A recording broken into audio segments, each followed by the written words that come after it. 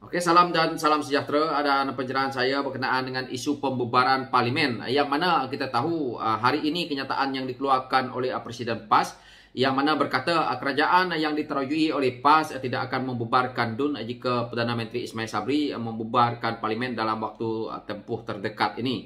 Dan PAS yang merajui kerajaan Kelantan, Terengganu dan Kedah tidak akan bangkit tentang pembubaran DUN dalam tempoh terdekat. Bermakna 3 DUN dan 3 negeri pimpinan PAS tidak akan membubarkan mereka punya DUN. Dan kita tahu bahawa kenyataan yang dikeluarkan oleh Presiden UMNO baru-baru ini, apabila dia menyalahkan PIHES dalam isu hendak membubarkan DUN ni, dia mengatakan bahawa keputusan PIHES tidak membubarkan DUN kerana ketakutan berdepan dengan ABN. Jadi apa yang dia kata di sini, dia menyalahkan kerajaan PIHES.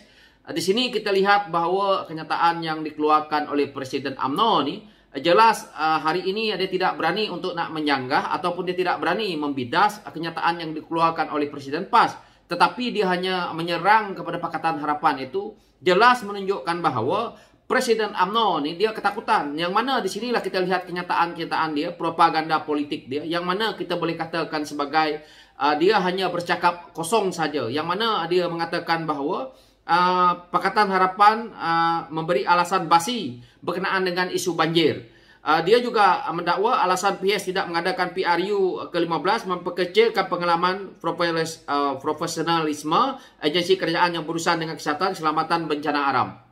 Jadi sebenarnya yang membuat alasan ataupun yang merasakan memperkecilkan pengalaman-pengalaman orang profesional agensi kerajaan dan juga kesihatan, keselamatan, bencana alam ni sebenarnya adalah Presiden UMNO. Kerana yang gila nak melakukan PRU yang kita tahu dia minta pembubaran ini dengan cepat, maka dialah yang sebenarnya dalang ataupun dialah sebenarnya yang gila ataupun kebarut untuk nak mempercepatkan demi kerana beliau takut dengan kes-kes mahkamahnya. Itu yang saya katakan tadi. Hari ini Presiden PAS mengeluarkan kenyataan, dia tidak bidas. Tetapi PIHES menyatakan pendirian tidak akan bubar DUN yang mana negeri itu diterajui oleh PIHES. Mereka sibuk.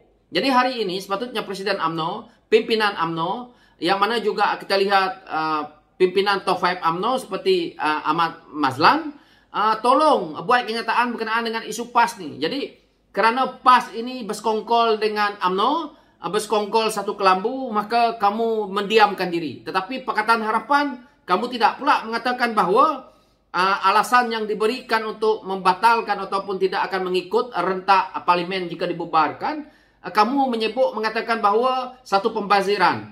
Tetapi membuat pilihan raya dengan waktu terdekat ni sama juga. Yang mana juga akan membazir duit rakyat, terutamanya pimpinan UMNO Barisan Nasional.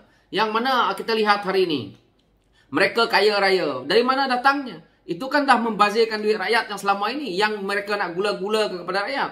Dan kita lihat apa yang berlaku, yang mana apabila hari ini kenyataan yang dikeluarkan oleh Presiden PAS berkenaan dengan isu pembubaran DUN mereka ini, saya lihat bahawa dia juga mengambil langkah yang sama kerana mereka juga risau akan waktu musim hujan ini, musim tengkujuh ini. Tetapi kenapa hanya Pakatan Harapan saja yang Presiden UMNO ini serang?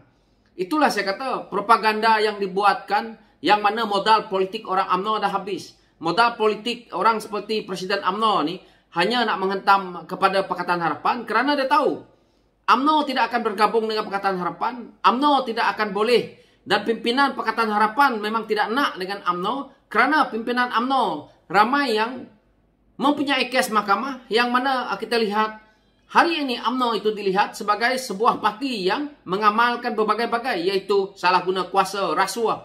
Hari ini berada dalam kepimpinan UMNO itu sendiri, termasuk Presiden UMNO. Jadi kenapa rakyat melihat bahawa Presiden UMNO ini sendiri ketakutan, yang mana dia mula salahkan orang ni, mula salahkan orang tu. Daripada hasil yang Presiden UMNO ni buat, yang mana hari ini apabila dia gila nak membubarkan parlimen dan akhirnya Perdana Menteri menjadi ke kiri tidak, ke kanan tidak, apa yang berlaku?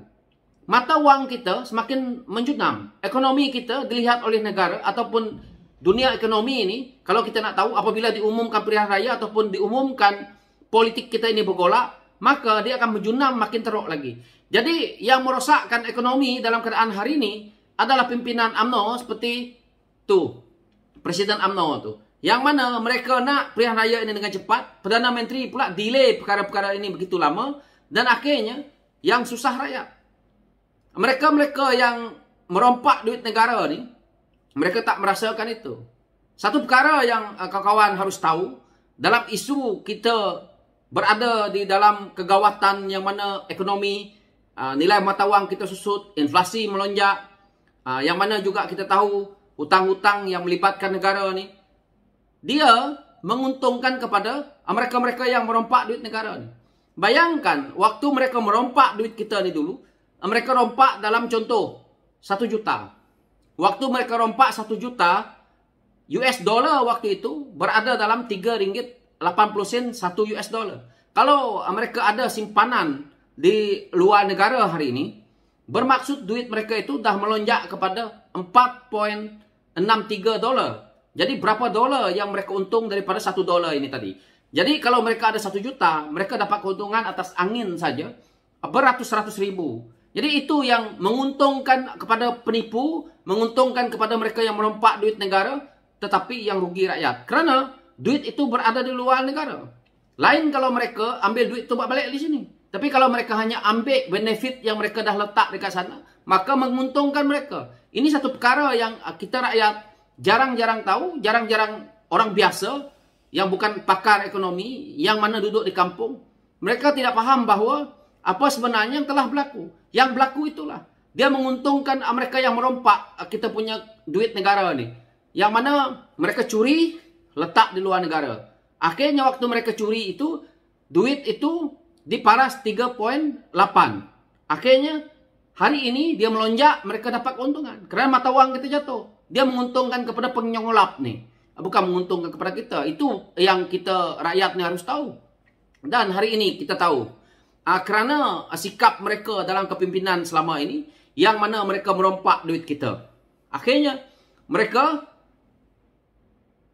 letak duit itu di luar negara, letak harta itu di luar negara, dan akhirnya ekonomi kita merundum. Karena ringgit kita ini semua dah dicuri, dia letak di luar. Jadi hari ini mata wang kita merundum, orang pun tak nak lagi beli, orang pun tak nak melabur, maka kita akan makin terhimpit. Tanya kepada pemimpin-pemimpin UMNO ni, kenapa apabila mereka kaya, tidak membuat perniagaan di Malaysia? Rata-rata mereka, termasuk Presiden UMNO, kenapa dia pergi beli hotel dekat Bali? Kenapa tak buka hotel dekat pulau-pulau yang ada di negara kita ini? Apa masalah dia? Sebagai pemimpin negara, kamu tidak mempercayai negara kamu Malaysia ni untuk kamu nak berniaga. Belum lagi jadi Perdana Menteri. Kalau kamu jadi Perdana Menteri, semua perniagaan kamu nak buat dekat negara lain. Buat dekat Indonesia. So apa faedah dia? Apa dia kita yang selama ini produk buatan Malaysia? Apa dia BMF lah yang diperjuangkan? Apa dia kerajaan Melayu Islam lah? Tetapi kamu pergi buat bisnes di negara orang lain. Simpan duit di negara orang lain. So, itu yang kita rakyat harus fikir. Yang mana hari ini, kita lihat apa yang kenyataan yang dikeluarkan oleh Presiden PAS, apa yang dikeluarkan oleh Presiden UMNO, yang jelas hari ini, inilah politik mereka menipu rakyat. Apabila PIHES keluarkan kenyataan, tidak nak bubarkan DUN, dia sibuk. Tetapi PAS hari ini keluar kenyataan, senyap sunyi membisu. So, itulah dia.